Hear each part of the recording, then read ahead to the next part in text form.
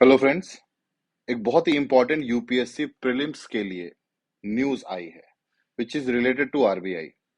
RBI ने recently अपने dividend में 140% का इंक्रीज किया है एंड अब डिविडेंड जो है वो 87,000 करोड़ रुपीस से बढ़ करके 2.11 लाख करोड़ रुपीस पहुंच गया है।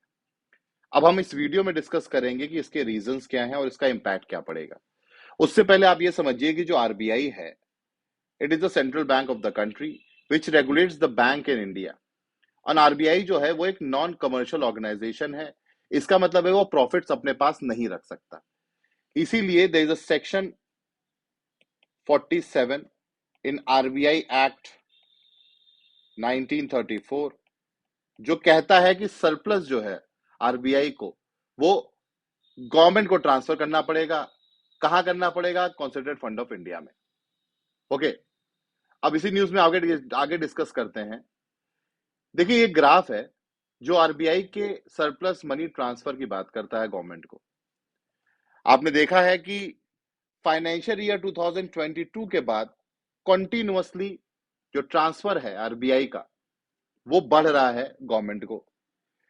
फाइनेंशियल 2023 में भी हमने 188% का इंक्रीज देखा था और इस साल हमने देखा है 141% का इंक्रीज।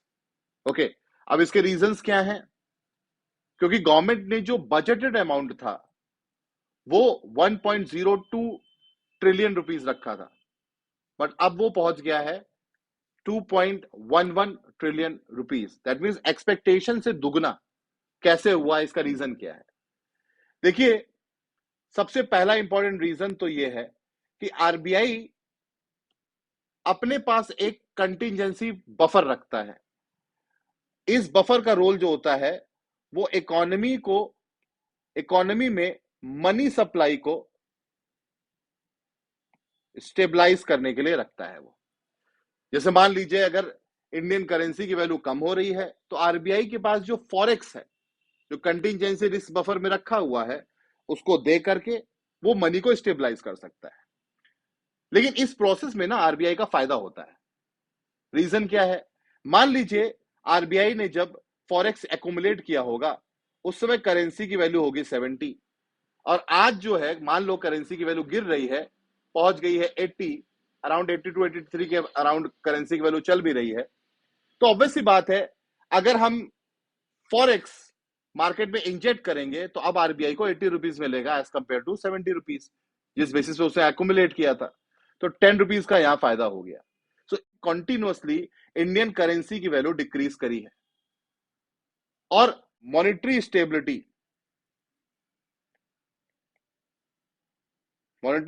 के लिए आरबीआई ने बार बार डॉलर्स जो है वो इकोनॉमी में इंजेक्ट किए हैं। यस, दैट मीन्स रुपीज दो और डॉलर लो। तो चूंकि रुपी की वैल्यू ऑलरेडी गिर रही है जो अब 82 83 के आसपास पहुंच गई है, ये भी एक रीजन है कि आरबीआई की अर्निंग बढ़ी है। यस, जिसकी वजह से उसने 2.11 लाख करोड़ रुपीस ट्रांसफर किए हैं। नेक्स्ट रीजन क्या है? इंडिया का जो ग्रॉस डोमेस्टिक प्रोडक्ट है वो कंटिन्यूअसली इंक्रीज कर रहा है। रिसेंटली आईएमएफ और वर्ल्ड बैंक ने भी इंडिया की रेटिंग्स को फोरकास्ट में इंक्रीज किया है और इंडिया को फास्टेस्ट ग्रोइंग इकोनॉमी बोला है। अगर मान लीजिए इकोनॉमी ज्यादा ग्रो करेगी, उसका मतलब है कि इन्वेस्टमेंट ज्यादा होगा।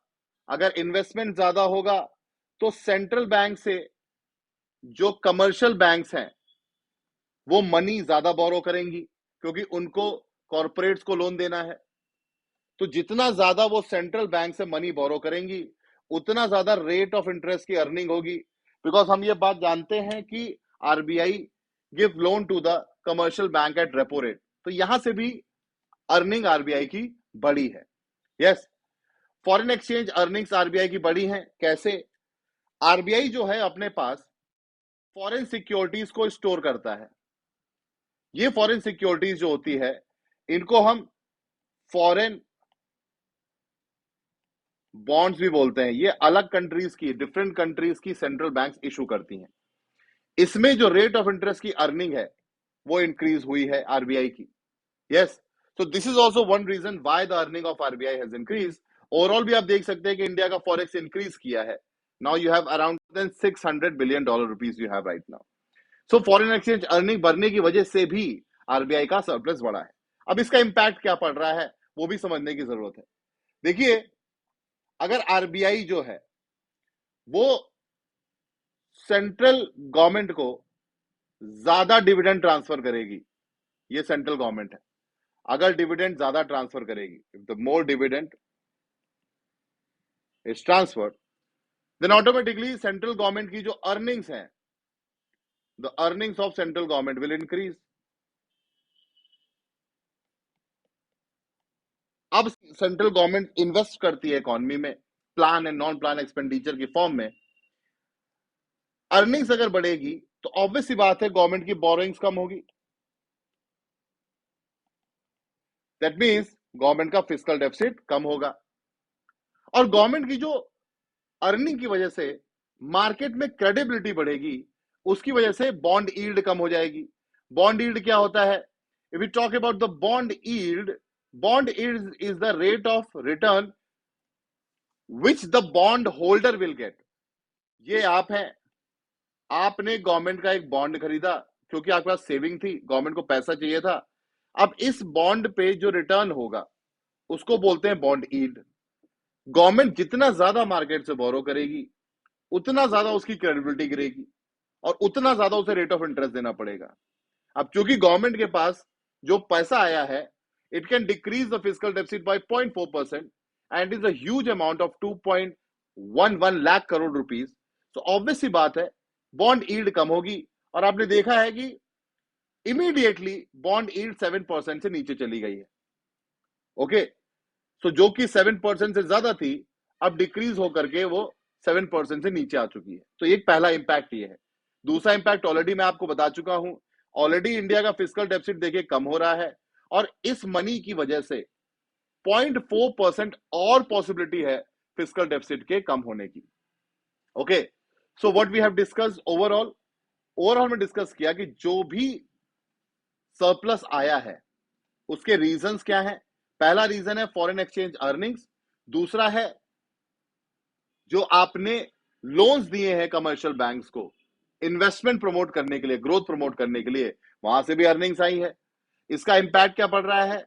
फिस्कल डेफिसिट कम पड़ेगा और बॉन्ड यील्ड भी कम हो रही है. इकोनॉमी में प्लान इन्वेस्टमेंट करने की अपॉर्चुनिटी बढ़ेगी और इंडिया जो कि फोरकास्टेड है फास्टेस्ट ग्रोइंग इकोनॉमी, अपने बेटर ग्रोथ से अपने एम की तरफ बढ़ सकता है. So I hope you understood the video. Will meet again in the next class. Thank you so much.